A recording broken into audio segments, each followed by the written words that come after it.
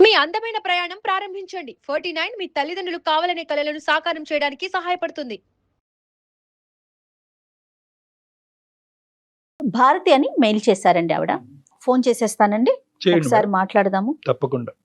ఇంకా నాకు సొల్యూషన్ లేదు, పరిష్కారం లేదు అనుకున్నప్పుడు చావేనేమో, డెత్ అనుకో. మనిషి కోరుకోంది ఏదన్నా ప్రపంచంలో ఉందంటే అది చావే మేడం. అది కోరుకో. భారతి గారు నమస్తే అండి. నమస్తే అండి. ఎవరండి మాట్లాడేది? నేను జయానండి, అందమైన జీవితం ప్రోగ్రామ్ నుంచి కాల్ చేస్తా ఉన్నాను. మీరు మెయిల్ చేశారు కదా.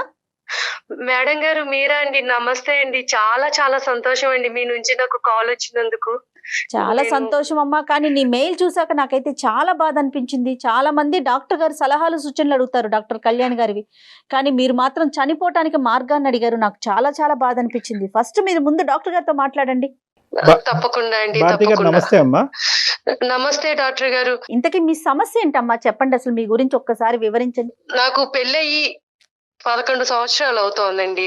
ఓ. పుట్టింట్లో ఉన్నన్నాళ్ళు మేము ముగ్గురు అమ్మాయిలము, ఒక అబ్బాయి, నేను రెండో అమ్మాయిని. ఉమ్, పుట్టింట్లో చాలా నాన్నగారు గవర్నమెంట్ ఉద్యోగం చేసేవాళ్ళు, ఇప్పుడు రిటైర్ అయ్యి ఏదో చిన్న జాబ్ చేసుకుంటున్నారు. ఉమ్, ఉమ్, అలాగే వాళ్ళు చెప్పినట్టుగానే వాళ్ళు చెప్పిన సంబంధాన్ని చేసుకున్నానండి. ఒక అబ్బాయి, నిజంగా ఒక అమ్మాయి ఇంకొకరి జీవితంలోకి వెళ్తోంది అన్నప్పుడు ఎంత ఆనందంగా వెళ్తుందండి, ఎన్ని ఆశలతో వెళ్తుందండి. అంతే కదా.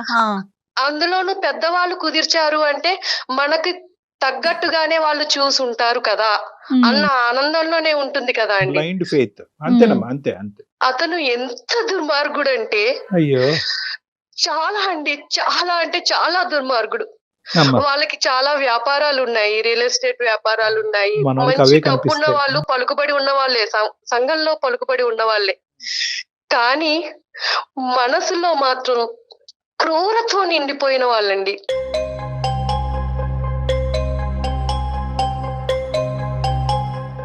మొదటి రాత్రి నుండే అతని అరాచకాన్ని నా మీద చూపిస్తూ ఉన్నాడండి.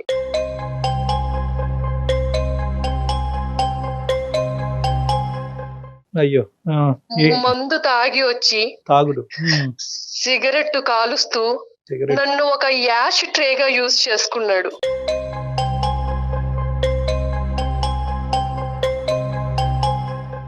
ఆయన ఎలా భావించేవారంటే, ఉమ్, ఈ మొహాన్ని నేను చేసుకోవడం ఏంటి, ఉమ్, ఉమ్, దీన్ని భరించాల్సిన కర్మ నాకేంటి, ఉమ్. దీంతో నాకు సంబంధం లేదు అన్నట్టుగా ప్రవర్తించేవారండి. అదేలేండి. ఆయనకి ఉన్న చెడు అలవాట్లు ఒకటి కాదండి, ఒకటి కాదు. ఏ అలవాట్లయితే ఉండకూడదో అన్నీ అన్ని ఉన్నాయి. రకాల అలవాట్లు ఉన్నాయి, అన్ని అలవాట్లు ఉన్నాయి. అంటే భారతి గారు ఫైనాన్షియల్ గా వాళ్ళకన్నా మీరేమన్నా తక్కువ అండి? అట్లాంటి భావన ఉండేది అతనికి? ఫైనాన్షియల్ గా వాళ్ళకన్నా తక్కువే, కానీ మా పేరెంట్స్ మంచిగానే చక్కగా అన్ని వాళ్ళు అడిగినట్టుగానే చేశారు, పంపించారండి. ఎంతమ్మా ఇప్పుడు ఈ స్థాయిలో తాగేవాడి గురించి కనుక్కోవటం ఎంత చెప్పండి. ఆ రోడ్లు, ఆ వీధిలో రోడ్లు ఊడ్చే వాళ్ళని అడిగినా కూడా చెప్తారు, ఏమ్మా ఎలాంటి వాడు ఇలాంటి వాడు అంటే, బాబు వాడు తాగి ఎక్కడెక్కడ పడిపోతా ఉంటాడని చెప్తారు. అసలు అసలు ఏమైనా వాకప్ వాకప్ జరిగిందా? చేశారా? అసలు అలాంటి వాకబుల్ చేయలేదండి. చెప్పారు వాళ్ళకి వ్యాపారాలు ఉన్నాయి, డబ్బున్న వాళ్ళు, డబ్బులు, వాళ్ళకి వ్యాపారం. సంఘంలో పలుకుబడి ఉంది, మీ అమ్మాయిని ఆ ఇంట్లోకి ఇస్తే సుఖపడుతుంది, అలా చెప్పి వాళ్ళు నన్ను పంపించారండి. నాకు కూడా అలాగే చెప్పారు, అమ్మ నువ్వు పుట్టింట్లో కన్నా అత్తారింట్లో చాలా సుఖపడతావు, నువ్వు చాలా అదృష్టవంతురాలివి. మరి నీ మీద జరిగిన అబ్యూజ్ ఏంటమ్మా? అంటే నీ మీద ఎటువంటిది జరిగింది? అంటే కేవలం తాగి పడుకునేవాడు, సిగరెట్లు తాగి పడేసేవాడా, లేదంటే నీ మీద ఏమన్నా? ఏం చెప్పాలండి, ఏం చెప్పేవాళ్ళు, కొట్టేవాళ్ళండి. ఆయన చేతికి ఏదొస్తే అది మీదకి విసిరేసేవాళ్ళు.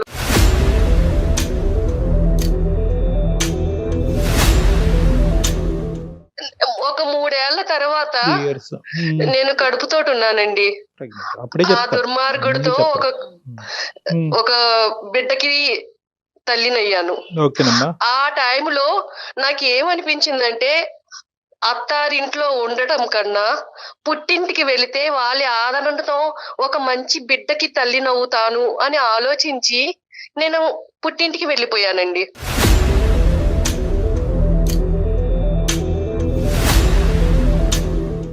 కనీసం బిడ్డ పుడితే అన్నా వాళ్ళలో మారతాడు. మార్పు వస్తుంది, ఆ బిడ్డని చూసుకున్నా ఆ తండ్రి మారుతాడు అన్న ఇదిలో వెళ్ళానండి. వెళితే ఎప్పుడన్నా నేను మెసేజ్ పెట్టినా, ఫోన్ చేసినా అయిష్టతగా మాట్లాడేవారు. కానీ ఎలా ఉన్నావు, ఏంటి, తింటున్నావా, ఉంటున్నావా, అసలు ఇంకేం అలా పట్టించుకోలే ఈమెని. ఎప్పుడు వెళ్తాడా అని పట్టించుకునేది వెయిట్ లేదు. చేశాడు. ఆఖరికి ప్రెగ్నెన్సీ వచ్చి వెళ్ళిపోవడంతో ఇంకా హ్యాపీగా సాగరంపినట్టున్నాడు. ఎందుకంటే అతను విచ్చలవిడితనానికి ఇంకెవరు లిమిటేషన్ అడ్డు ఉండదు లేదు కదా. కదా. డెలివరీ అయ్యింది. బాబు పుట్టిన తర్వాత మా అమ్మగారు వాళ్ళకి కబురు పంపించారండి. అవునా అని ఫోన్ పెట్టేశారండి.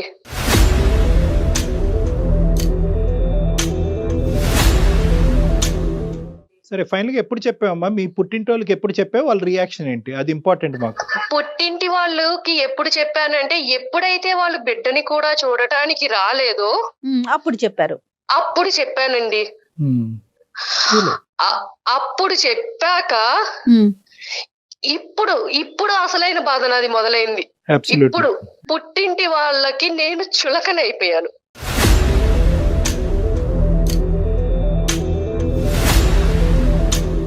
మీ తల్లిదండ్రులకి మీకు చెప్పినప్పుడు వాళ్ళ యొక్క రియాక్షన్ ఇక్కడ ఇంపార్టెంట్ అని నేను ఎందుకు అంటున్నానంటే కనుక, వాళ్ళ ఉద్దేశం ఏంటంటే ఇంత లేట్ గా చెప్పారు అనేటటువంటి ఒక బాధతో వాళ్ళు మాట్లాడారా? అసలు ఏం జరిగింది అక్కడ? వాళ్ళు ఏమి మాట్లాడలేదండి. ఏమైనా సరే నువ్వు అతని దగ్గరికే వెళ్ళు, ఇదే అన్నారండి. ఏది నీ కథ అంతా పూర్తిగా విన్నారా? పడినటువంటి హింస బాధ అంతా వివరంగా చెప్పిన తర్వాత కూడా అక్కడికి వెళ్ళి అన్ని చెప్పానండి, అన్ని చెప్పాను. అతను ఎలాంటి వాడు, నా అక్కలతోటి ఎదుటి స్త్రీలతోటి నన్ను ఎలా కంపేర్ చేసి నన్ను ఎంత అసహనంగా మాట్లాడేవాడు, అవన్నీ కూడా నేను వాళ్ళకి చెప్పాను. అంటే ఏంటండి అర్థం కాలేదు భారతి గారు, కొంచెం వివరంగా చెప్పండి. ఎప్పుడైనా బయటికి తీసుకువెళ్ళినప్పుడు అండి, ఫంక్షన్లకి వాటికి వెళ్ళినప్పుడు అక్కడున్న ఆడవాళ్లతోటి కంపేర్ చేసేవాళ్ళండి. వాళ్ళు చూడు ఎలా ఉన్నారో, వాళ్ళ సౌష్ఠవం చూడు ఎలా ఉందో.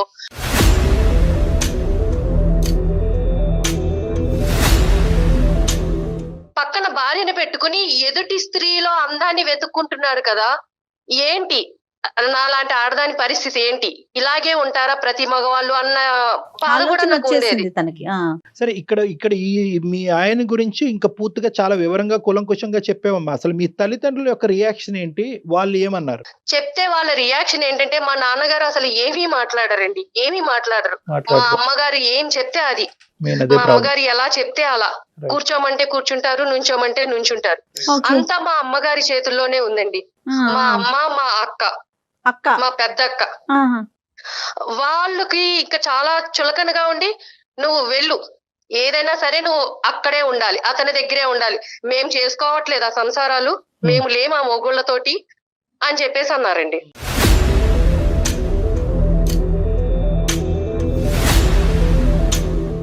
అంటే వాళ్ళ ఉద్దేశ ప్రకారం ఏంటంటే కనుక, ఒకసారి పెళ్లి చేసుకుంటే కనుక చావరేవో అక్కడే తేల్చుకోవాలి, మళ్ళీ పుట్టింటికి తిరిగి రాకూడదు అనేది. తిరిగి రాకూడదు. మిగతా వాళ్ళందరూ ఉండట్లేదా, మిగతా వాళ్ళు వాళ్ళ భర్తలతో ఉండట్లేదా, సుఖంగా వాళ్ళని మార్చుకుని సంసారాలు చెయ్యట్లేదా, నువ్వు ఎందుకు చెయ్యవు? అటువైపు నరకాసుడైనా హిరణ్యకశిపుడైనా ఎవరైనా కూడా అక్కడ ఉండాలి. రైట్, ఓకే, అర్థమైందమ్మా. మీ పేరెంట్స్ యొక్క, మీ ఫ్యామిలీ యొక్క సైకాలజీ అర్థమైంది. తర్వాత అమ్మా, మీ సిస్టర్స్ ఇద్దరు హ్యాపీయేనమ్మా? మీ సిస్టర్స్ ఇద్దరు హ్యాపీయే? వాళ్ళ హ్యాపీ, చాలా హ్యాపీగా ఉన్నారండి. వాళ్ళు చాలా హ్యాపీగా ఉన్నారు. సో పుట్టింటికి వచ్చిన తర్వాత నీ బాధ చెప్పుకునేటటువంటి క్రమంలో మీ సిస్టర్స్ దగ్గర నుంచి కూడా నీకు ఎటువంటి సపోర్ట్ రాలే? సపోర్ట్ రాలేదండి. ఒక రకమైన టార్చర్ కాదండి. మా అమ్మగారు గాని, మా పెద్దక్క గాని అసలు పెళ్లికి ముందు వాళ్ళు ఎలా ఉండేవాళ్ళు, నన్ను ఎలా చూసుకునేవాళ్ళు, అలాంటిది పెళ్ళయ్యాక భర్త ఆదరణ లేకపోతే ఇంత హింసిస్తారా నన్ను? అమ్మ కూడానా? అమ్మ కూడా అండి, అమ్మ కూడా. అంటే వాళ్ళకి ఒక చులకన ఏర్పడిపోయింది. అంటే దీనికి ఎవరి సపోర్టు లేదు, ఇది మన మీదే ఉంది, మన మీదే బతకాలి, దీనికి మనం తప్ప దిక్కు లేదు అని చెప్పి ఇంట్లో చాకిరీ అండి, చాకిరీ, ఎంత గొడ్డు చాకిరీ చేయించేవాళ్ళు. వంట పని, ఇంటి పని, ఇంకా ఇదని అదని లేదండి, మొత్తం అంతా వాళ్ళకి అలుసైపోయాను నేను. అంటే దీనికి మొగుడు అంట లేదు, వీళ్ళకి మనమే దిక్కు, ఇది ఏం చెప్పినా వినాల్సిందే, మనం ఏం చెప్తే అది చెయ్యాల్సిందే అన్నట్టుగా ఉండేవాళ్ళు. ఇప్పుడు మీరు పాప బాబు అన్నారండి? బాబండి. అది అదృష్టమో దురదృష్టమో నిజంగా అండి, ఆ బాబు పుట్టాడు అని ఆనందపడడానికి కూడా లేదండి. వాడు చాలా హైపర్ అండి, హెల్త్ ఇష్యూస్ చాలా అంటే చాలా ఉన్నాయి. ఫిజికల్ హెల్త్ అమ్మా, mental health? Physical and mental health బాగుండక ఫిజికల్ గా అసలు చాలా హైపర్ యాక్టివ్ అండి. ఎంత ఓహో. అల్లరి చేస్తాడంటే అసలు స్కూల్లో కూడా ప్రతి 3 నెలలకి పేరెంట్స్ నుంచి కంప్లైంట్లు అండి. మా అబ్బాయిని కొట్టాడండి, ఇదిగోండి మేము ఇలా సఫర్ అవుతున్నాము. వాళ్ళు ప్రిన్సిపల్ కి కంప్లైంట్ చేయడం. అప్పుడు ప్రిన్సిపల్ ఏమో అమ్మా ఇలాంటి పిల్లలు మా స్కూల్లో కాదమ్మా, మీరు వేరే స్కూల్లో జాయిన్ చేసుకోండి, అది మాకు టీసీ ఇచ్చేయడం. ADHD. చాలా చెప్పండి. చాలా ఎవ్వరు ఒక్క అరగంట కూడా ఆ బాబుని చూస్తే బాబోయ్ ఈ ఇతన్ని పెంచుతున్న తల్లి ఎవరు, ఏమిటి ఇంత అల్లరి చేస్తున్నాడు, ఇలా ఉన్నాడేంటి ఈ పిల్లాడని చెప్పి మా అక్క కూడానండి అసలు ఇలాంటి వాడికి జన్మనిచ్చావా నువ్వు, వీడు పురిట్లో చనిపోయినా బాగుండేది.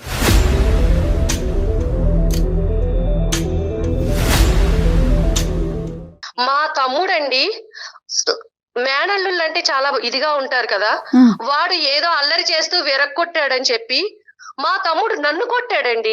అయ్యో. కొట్టాడా? నన్ను కొట్టాడు. అలాంటి పిల్లాన్ని నువ్వు అసలు నీకు పిల్లని పెంచడం వచ్చా రాదా, ఏంటి అలా పెంచుతున్నావు పిల్లని, వాణ్ణి కాదండి నన్ను టోటల్గా కొట్టాడు. లోకు అయిపోయింది ఈ అమ్మాయి. ఇలా స్కూల్ నుంచి ఏవో ఫోన్స్ వచ్చావండి పేరెంట్స్ నుంచి. నేను ఫోన్ మా పక్కకి వెళ్ళి మాట్లాడుతుంటే మా అమ్మ అనేది, ఎవరితో మాట్లాడుతున్నావే, అయ్యో ఎవరితో మాట్లాడుతున్నావు, ఎవరితో రంకు కడుతున్నావు.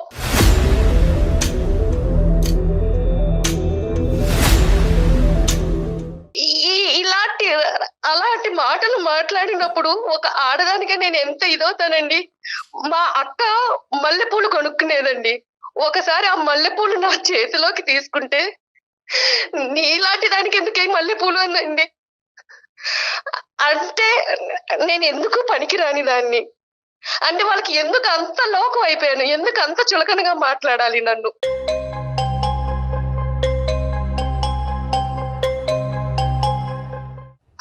నేను ఉద్యోగం చూసుకుందాము, బయటికి వెళ్దాము, నా బతుకేదో నేను బతుకుదాము అంతే కదమ్మా, నువ్వు అలా గ్రాడ్యుయేట్ కదా. అనుకునేదాన్నండి.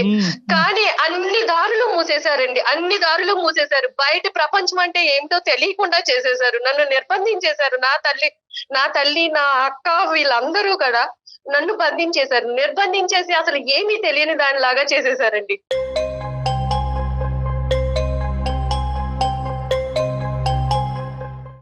లేదండి, ఇవన్నీ నేను భరించలేనండి. నాకు చావు ఒక్కటే పరిష్కారం అయ్యో అట్లా అండి. ఏం కాదమ్మా, అట్లా ఏం కాదు. నాకు నిజంగా చావు ఒక్కటే పరిష్కారం అండి. ఇటు పుట్టింటిని తట్టుకోలేను. కాదమ్మా భారతి, నువ్వు 1కి 10 సార్లు చావు చావు అంటున్నావు. నువ్వు ఉండగానే నీ కొడుకుని ప్రపంచం ఈ విధంగా ట్రీట్ చేస్తుంటే, నువ్వు చనిపోయిన తర్వాత వాడికి ఏమైనా దిక్కు మొక్కు ఉంటదమ్మా? వాడిని తీసుకెళ్లి ఒక పిచ్చి ఆసుపత్రిలో పడేసి జీవితాంతం నువ్వు ఇక్కడే సావరా అంటారు. లేదంటే ఏదో నేరం చేస్తే కనుక తీసుకెళ్లి జైల్లో పెట్టి అక్కడ జీవిత ఖైదీలాగా ఉంటాడు. అది తప్పు. వాడి వల్ల కూడా నాకు సుఖం లేదు కదండి. అలా వాడిని కాదు. చూసుకుని అమ్మా, బతుకుదాం ఒకటి అనుకున్నా కూడా. At the end of the day ఒక తల్లి పాత్రలో నేను నిలబడినప్పుడు 600 అయినా 106 అయినా వాడి జీవితాన్ని చక్కదిద్దేంత వరకు నువ్వు చావు అనే పదం వాడకూడదు, ఎప్పటికీ వాడకూడదు.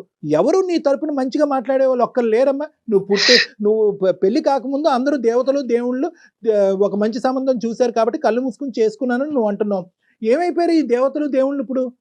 ఎవరు లేరా? మీ నాన్న మాట్లాడ్డా, మీ తమ్ముడు మాట్లాడ్డా? నేను మా నాన్నగారితోటే మాట్లాడాలనుకుంటున్నానండి. మా నాన్నగారే ఈ సమస్యకి ఏమన్నా మాట్లాడతారేమో, నాకు సమస్య పరిష్కారం చూపిస్తారేమో అని. మాట్లాడిన మహానుభావుడు ఇప్పుడు మాట్లాడతాడమ్మా.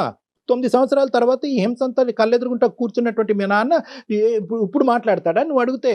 నీకు ఆ నమ్మకం నేను ఉందా? నిలదీయాలనుకుంటున్నానండి, మా నాన్నగారిని నిలదీయాలనుకుంటున్నాను. నాన్నగారిని ఎందుకైనా నిలదీసే ముందు ఒకసారి నిన్ను నువ్వు కూడా ప్రశ్నించుకో భారతి. ఇప్పుడు గ్రాడ్యుయేట్ చదువుకున్న పిల్ల, అతనితో బాధలు 3 ఏళ్లు పడి పుట్టింట్లో చెప్పలేదు. కనీసం బయటకు వచ్చి నీ కాళ్ళ మీద నువ్వు బతకలేవా? ఫ్రెండ్స్ గాని ఎవ్వరు లేరా భారతి? ప్రపంచం ఏమైపోయిందమ్మా?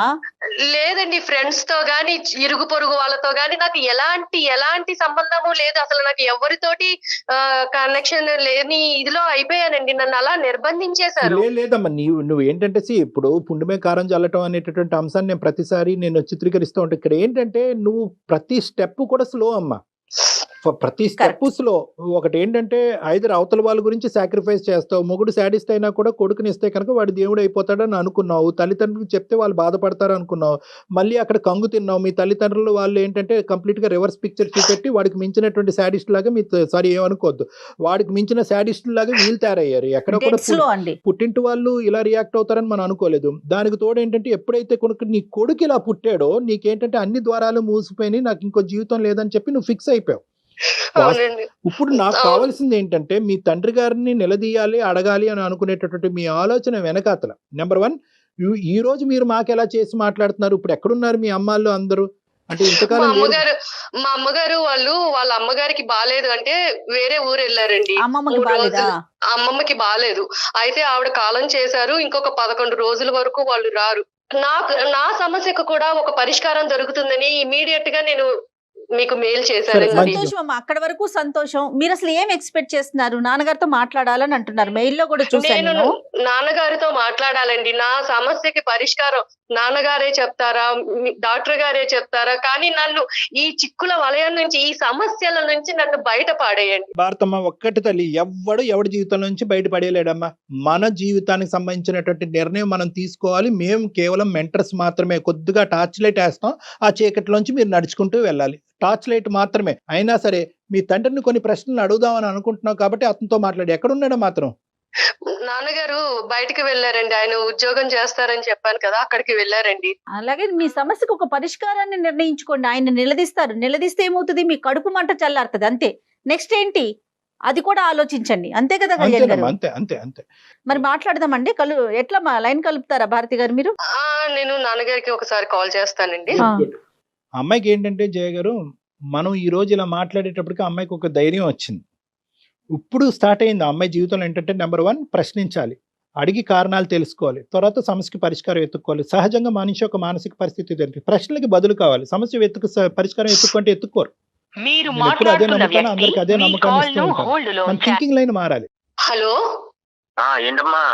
ఏం చేస్తున్నావు నాన్న? ఏం చేస్తున్నానమ్మా, ఇప్పుడు ఉండే కష్టాలే. నాన్న, నా పరిస్థితి నువ్వు చూస్తున్నావా నాన్న? ఏం ఇంట్లో పరిస్థితి చూడన్నా? నీకు అర్థమవుతుందా నాన్న?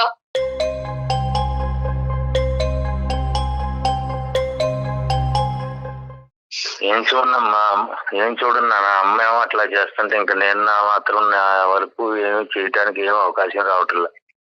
నువ్వు ఇంటికి పెద్ద నాన్న, నీ కూతురు జీవితం అలా అయిపోతుంటే నువ్వు ఎలా చూస్తున్నావు నాన్న? అమ్మకి ఎందుకు చెప్పలేకపోతున్నావు?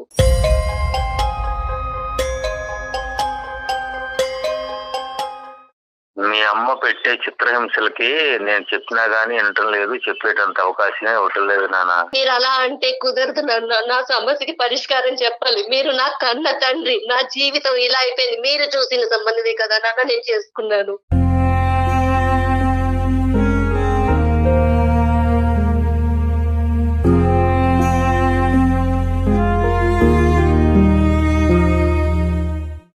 అవునవును. మీరు చెప్పినట్టే కదా నాన్న విన్నాను. ఆ, మీ కళ్ళ ముందు జీవితం ఇలా అయిపోతుంటే మీరు ఎలా చూస్తున్నారు నాన్న?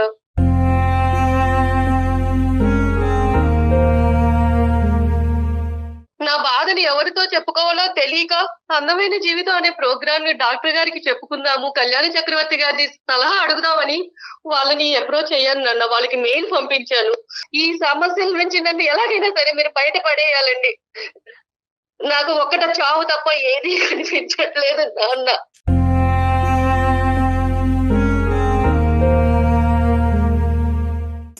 నన్ను ఇంతకంటే హింసలు పెట్టొద్దు. భారతి గారు, అమ్మా భారతి, శ్రీనివాసరావు గారు నమస్తే అండి. నేను డాక్టర్ కళ్యాణ్ చక్రవర్తి అండి, అందమైన జీవితం అనే కార్యక్రమం నుంచి మాట్లాడుతున్నాను, సుమన్ టీవీ తరఫున. నాతో పాటు జయ మేడం కూడా ఉన్నారు. నమస్తే అండి శ్రీనివాస్ గారు. ఎక్కడున్నారు శ్రీనివాస్ గారు? మీరు ఏం చేస్తున్నారు? మీ అమ్మాయి పరిస్థితిని అర్థం చేసుకున్నారా? ఏం చేయబోతున్నారు? ఏం చేశారు? వాళ్ళు చిన్నప్పుడు నానా ఇబ్బందులు పడి పెంచానండి. కష్టాల్లో పడి చాలా ఇబ్బందులు పడి కష్టాలు పడి నా భార్య సరిగా అర్థం చేసుకోకుండా నన్నే ఇబ్బంది పెట్టేసి అవును, చాలా చిత్రహింసలకు గురి చేసిందండి. ఎవరు మిమ్మల్ని? చాలా ఇబ్బంది పెట్టేసింది సార్. సో నేనే అట్లాగే కావలేక బ్రతికి ఇక ఉండి నా భార్యకి ఎదురు చెప్పలేక అట్లా బతుకుతున్నానండి. ఆమెకి దాసోహం అయిపోయారా? మీదే పెద్ద కథలా ఉందా మీ అమ్మాయి కంటే? సరే అయిపోయారు, కానీ పెళ్లి గురించి ఒక ఆడపిల్ల ఎంత దాసోహం అయ్యి ఎంత ఆవిడ కాళ్ళ కింద మీరు చెప్పైనా బానిసైనా కూడా at the end of the day ఒక ఆడబిడ్డ యొక్క వేరే ఇంటికి పంపించే ఆడబిడ్డకు సంబంధించినటువంటి సంబంధం డిసైడ్ చేసేటప్పుడు ఆచితూచి నిర్ణయించుకోవాల్సినటువంటి అవసరం ఉంది. ఎందుకంటే మీలాగా మీ అమ్మాయి జీవితం అవ్వకూడదు కాబట్టి. మీరు భరించిన బాధ మీకు తెలుసు. అలాంటిది మీ పిల్ల విషయంలో మీరు ఎందుకు చేశారు? ముందుగా మీరు అన్ని కనుక్కుని ఎలాంటి వాడు ఏంటి అవన్నీ కనుక్కోద్దా? డబ్బు ఉంటే సరిపోతుందా నాన్న? ఇంకా పిల్ల సుఖపడుతుందా లేదా అని మీరు చూసుకోవక్కర్లేదా? నేను అన్ని ఎంక్వైరీ చేశాను నాన్న, మంచి సంబంధం అని. కానీ ఇవాళ అతను ఆ విధంగా బతుకుతున్నాడు. చెప్పినా మార్పు రావటంలో అతనిలో ఇంకా చెడ్డ మార్గంలోనే నడుస్తున్నాడే గానీ మంచి మార్గంలోకి ఏమీ రావడం. అతని చెడ్డతనం తీసి పక్కన పెట్టేసేయండి. ఆ చెడ్డతనం భరించలేక ఈ అమ్మాయి ఆశ్రయం గురించి పుట్టింటికి వచ్చినటువంటి ఆడపిల్లని మీ భార్య చేసేటటువంటి హింస ఏంటి అని మేము మిమ్మల్ని ప్రశ్నిస్తున్నాం. ఆవిడ తత్వం ఏంటి అసలు? ఆవిడ కన్న తల్లేనా పెంచుడు తల్లండి? కన్న తల్లే నాన్న, అయినా కానీ ఆమెమో ఆమె పద్ధతి వేరు, నన్నే చిత్రహింసలు పెడుతుంది.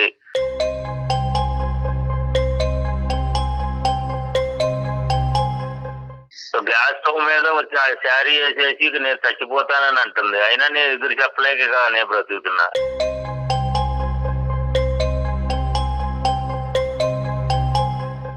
ఆమెకు ఎదిరించి నేను మాట్లాడాలంటే కూడా నా వల్ల ఏమి కావడం లేదు. అప్పుడే కాదు ఇప్పుడే ఇప్పుడు ఇలాగే ఉండాలా నాన్న? మీలాగానే ఉండాలా? మరి ఇప్పుడు ఈ పిల్ల పరిస్థితి మీలాగానే చావో బతుకో సైలెంట్ అయిపోయి అక్కడే బతకాలా? వెళ్ళిపోమంటారా ఏంటి నాన్న? నా బతుకు నన్ను ఎలా బతకాలో మీరు చెప్పండి. కాదండి, ఇప్పుడు ఒకటి శ్రీనివాస్ గారు, మీ ఆవిడ ఏమో వచ్చి గ్యాస్ స్టవ్ మీద చీర పెట్టుకుని ముట్టించుకుంటుంది అనేటటువంటి భయంతో మీరు వెనకడిగేస్తున్నారు. ఇప్పుడు అదే మాట మీ కూతురు అంటుంది, నేను బ్రతకాలా చచ్చిపోవాలా? ఒక పక్క నుంచి వాడు ఒక హైపర్ యాక్టివ్ కిడ్ పట్టుకుని వాడిని భరించలేక అన్ని అవమానాలు భరించలేక నేను చచ్చిపోవాలని అని అనుకుంటే మాకు ఫోన్ చేసింది ఈ రోజు మీ అమ్మాయి. మీ కూతురికి ఏం సమాధానం చెప్తామో చెప్పండి ఒకసారి. వాడిని కేకలేసి మంచిగా బతికేది మొత్తం చెప్పండి ఇంట్లోనే, వాళ్ళ ఇంట్లోనే. ఇంకా అంతకంటే చెప్పేది ఏముంది ఇంకా? అయ్యో రామా,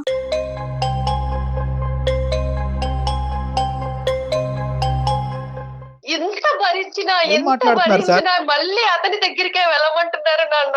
మరి మీరు ఏమన్నా న్యాయంగా ఉందా అసలు? మీకు చెప్పండి. మంచి మార్గంలో నడువు నాన్న, ఇంకా అంతకంటే నేను చెప్పేది ఏముంది? అదే మార్గంలో మీరు నడవచ్చు ఎంతకంటే కదా. మంచి ఆయన అందుకే నడుస్తున్నాడా సైలెంట్ గా?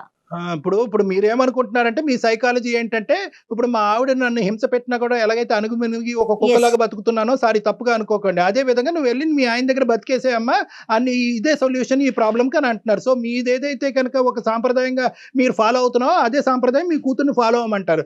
రేపొద్దున హింసాత్మకుడి చేతిలో మీ అమ్మాయి చనిపోయినా కూడా మీరు ఇదే మాట అంటారేమో. ఇప్పుడు నేను పెళ్లి చేసి పంపించే వరకే నా బాధ్యత.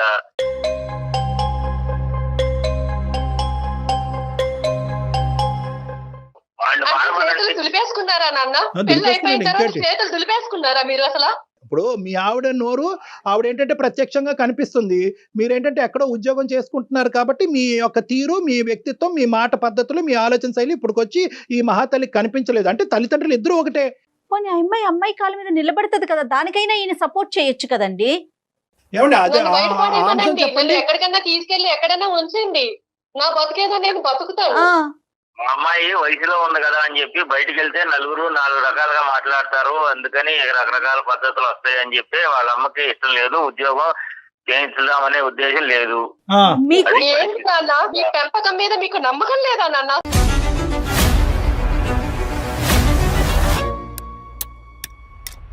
ఇప్పుడు చచ్చిపోవాలి మీ అమ్మాయి నిజంగా. ఇప్పుడు ఏదైతే కనుక కన్న తల్లిదండ్రులు మీరు ఈ విధంగా మీ కన్న కూతురు గురించి మాట్లాడుతున్నారో ఇప్పుడు నిజంగా మీ అమ్మాయి చచ్చిపోవాలన్నమాట. మీ బిడ్డ మీద మీరు నమ్మకం లేదండి, ఆ అమ్మాయి క్యారెక్టర్ గురించి మీరు మాట్లాడుతున్నారా ఈ రోజు?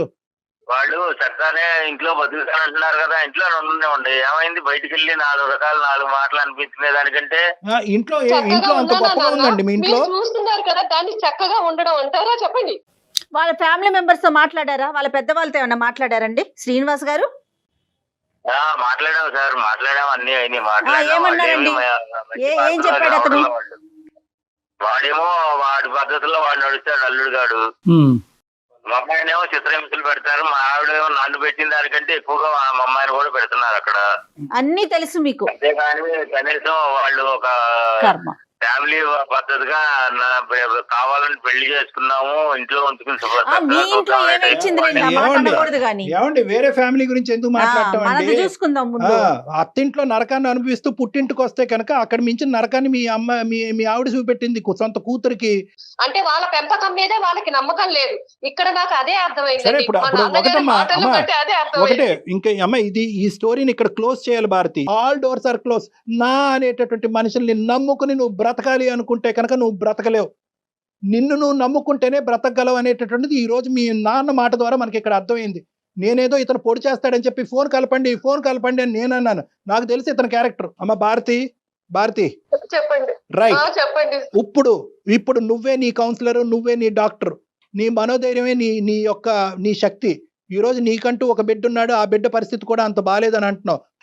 నీ జీవితాన్ని నువ్వు పోషించుకుంటూ వాడిని కూడా కాసుకోవటం అనేది కష్టం. కాబట్టి ఈ దారి చెప్తున్నాను. ప్రధానంగా ఏంటంటే నిన్నెవ్వరు ఏ తలుపులు మూయలేదు, ఎవరు నిన్ను ఆపలేరు. నువ్వు బయటకు వచ్చి నీ కాళ్ళ మీద నువ్వు నిలబడేటటువంటి ప్రయత్నం నువ్వు చేయాలి. అదొకటే ఈ సమస్యకి పరిష్కారం. బయట ప్రపంచం అసలు ఎలా ఉంటుందో మర్చిపోయానండి. మర్చిపోయి 12 ఏళ్ళు అవుతుంది బయట ప్రపంచంతో సంబంధాలు తెగిపోయి. ఇన్ని రోజులు నువ్వు ఏం చేసావంటే కనుక నాకందరూ ఉన్నారు, ఈ అందరూ మారితే కనుక అక్కడ మొగుడు మారుతాడన్నావు, మారలేదు. తల్లి మారుతాడన్నావు, మారలేదు. తమ్ముడు మారుతాడన్నావు, మారలేదు. అక్క చెల్లి మారుతా, మారలేదు. ఈ రోజు మీ నాన్న మారుతాడని చెప్పి మాకు ఫోన్ చేసాం, మీ నాన్న కూడా మారలేదు. నాకు అలవాటు లేదండి, నాకు ఎవరు లేరు అనేటటువంటిది కాదు. మీకు మేము ఉన్నాం. మీరు అంత మాట అన్నారు, మీరు నాకు అంత మోరల్ సపోర్ట్ ఇచ్చినప్పుడు నేను తప్పకుండా ఒక స్టెప్ తీసుకుంటాను. మా అమ్మగారు వాళ్ళు వచ్చే లోపు నేను ఎలాగైనా సరే నేను ఆ ఇంటి నుంచి బయటపడి నా కాళ్ళ మీద నేను నిలబడాలండి. నీ క్వాలిఫికేషన్ బట్టి అమ్మ ఇది అంత ఈజీ ప్రయాణం కాదు. నువ్వు అన్నట్టుగానే ఏంటంటే ఇప్పటి వరకు అక్కడే ఉంటూ అదే కుంపట్లో ఉంటూ ఆ విధంగానే బ్రతికి బయట ప్రపంచాన్ని అంతా నీకు నువ్వుగా కట్ చేసేసుకున్నావు. చూడు, ఇప్పుడు బయట ప్రపంచంలోకి వచ్చి నీ కాళ్ళ మీద నిలబడటం అనేటటువంటిది అంత ఈజీ అయితే కాదు అని చెప్పి నువ్వు నరకం అనుభవించే అంత కష్టం కూడా కాదు. యాజ్ ఏ సైకియాట్రిస్ట్ నేను ఏమంటున్నానంటే నీ కొడుక్కి మంచి రీహాబిలిటేషన్ సెంటర్లో పెట్టిద్దాం, ఫ్రీగా పెట్టిద్దాం. ఏదన్నా అట్లీస్ట్ నువ్వు ఏంటంటే నీ కాళ్ళ మీద నువ్వు నిలబడేంత వరకు ఆ రీహాబిలిటేషన్ సెంటర్కి ఏదైనా నువ్వు పే చేసేంత వరకు నీకు ఫ్రీగా మేము సపోర్ట్ ఇవ్వడానికి ట్రై చేస్తాం. ఓకే, ఆ అబ్బాయికి ప్రధానంగా ఏంటంటే మీ అందరు గొడవల వల్ల ఏంటంటే వాడు నెగ్లెక్ట్ అయిపోతున్నాడు. 12-13 సంవత్సరాల తర్వాత ఇటువంటి పిల్లలు మారేదానికి అవకాశం ఉండదు. వాళ్ళు ఇంకా హింసాత్మకమైనటువంటి దారిలోకి వెళ్ళిపోతారు. కాబట్టి ఈరోజు నీ సమస్య ఒక ఎత్తు అయితే కనుక వాడిని బాగు చేయడం అనేది కూడా ఇంకో ఎత్తు. సో వాడికి ఇంకా 9 years అంటున్నావు కాబట్టి నెక్స్ట్ 3 years మనం వాడి యొక్క జీవితం ఒక గాడిలో పెట్టడానికి మనం అందరం యుద్ధం చేయాలి. ఆ సపోర్ట్ లో మేము కూడా ఉంటాం, జయ గారు కూడా ఉంటారు, సుమన్ టీవీ వాళ్ళు ఉంటారు. తప్పకుండా ఉంటుందండి, అందులో అసలు ఎటువంటి సందేహం లేదు. చాలా సంతోషం అండి, చాలా మనోధైర్యాన్ని ఇచ్చారు నాకు. ఇది అయిపోయిన తర్వాత నేను మీతో ఒకసారి పర్సనల్ గా మాట్లాడతాను. భారతి గారు, ఏం చేద్దాం, ఎలా చేద్దాం, మీ క్వాలిఫికేషన్ కి తగినట్టుగా ఎలాంటి పని దొరుకుతుంది, ఇవన్నీ మనం ఆలోచిద్దాము. మీరు అన్నట్లుగా అమ్మ వాళ్ళు వచ్చేలోపు ఒక నిర్ణయం తీసుకోండి, అవసరమైతే ఒక కంప్లైంట్ పెట్టేసేయండి. అంతేనా కళ్యాణ్ గారు? అంతే. ఎస్, ఓకేనమ్మా. ధైర్యంగా ఉండండి. సూపర్. ధన్యవాదాలండి డాక్టర్ గారు, చాలా సంతోషం అండి మీతో మాట్లాడాక నాకు చాలా హ్యాపీగా ఉందండి. ఓకే భారతి అమ్మ, ఆల్ ది బెస్ట్ అమ్మా, will be in touch with you. ఓకేనండి, థ్యాంక్ యూ అండి. Right sir. ఎలా మొదలైంది, ఎలా ఎండ్ అయింది చూడండి కళ్యాణ్ గారు. అమ్మాయికి ఏంటంటే అమ్మ అది నేను ఇందాక అన్నాను కదా స్టార్టింగ్ లో, కొన్ని ప్రశ్నలకు ఆ అమ్మాయికి బదులు దొరికేంత వరకు ఈ అమ్మాయి నెక్స్ట్ అడుగు వేయదు అని చెప్పి నేను స్టార్టింగ్ లో చెప్పాను. ఇప్పుడు ఆ సమాధానానికి తనకు దొరికింది. అంటే మా నాన్న మారుతాడేమో, మా నాన్న ద్వారా నేను ఇంట్లోంచి బయట పడచ్చేమో అనేటటువంటి ఆలోచనని ఇప్పుడు ఆ అమ్మాయికి ఏమర్థమైందంటే కనుక మా నాన్నగారు తలుపేసుకుని అతని స్వార్థం చూసుకుంటున్నాడు తెలిసింది. కాబట్టి ఇప్పుడు నెక్స్ట్ అడుగు వేయడానికి ఆ అమ్మాయి రెడీ అయింది. రైట్ అండి. ఎపిసోడ్ అయిపోయినాక నేను ఒకసారి పర్సనల్ గా తనతో మాట్లాడతాను, మీకు అప్డేట్ చేస్తాను. తప్పకుండా జయ గారు. రైట్.